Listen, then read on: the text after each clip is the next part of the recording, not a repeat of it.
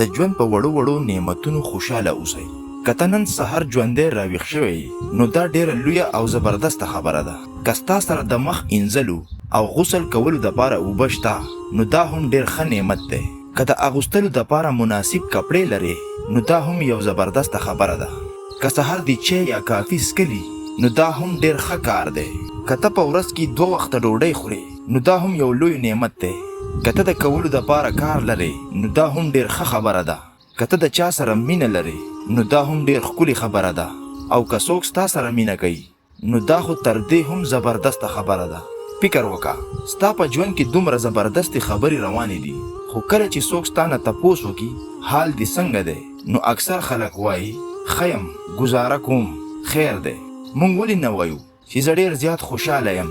ولې د خلکو دپاره دا دومره سخته ده چې په وړو وړو خبرو خوشحاله شي؟ حالانکې حقیقت دا دی چې دا وړې خبرې نه دي، دا د ژوند لوی نعمتونه دي. اصلي مسله دا ده چې د ډیرو خلکو فکر تل په هغه شیانو وي چې هغو سره نشته. هغو دا شکایت کوي ښار ولې داسې دی، ملک ولې داسې دی، خلک ولې داسې دي، ژوند ولې خراب دی، کار ولې ښه نه دی. خلک تل په هغو شیانو فکر کوي چې د هغو سره نشته.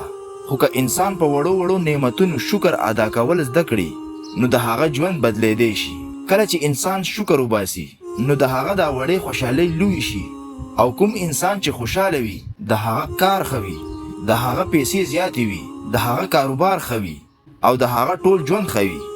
نو د نن ورځې حصه وکړه چې د ژوند په وړو نعمتونو شکر ادا کړي، ځکه هم دا شکر ستاسو ژوند رښتیا هم زبردست کولی شي.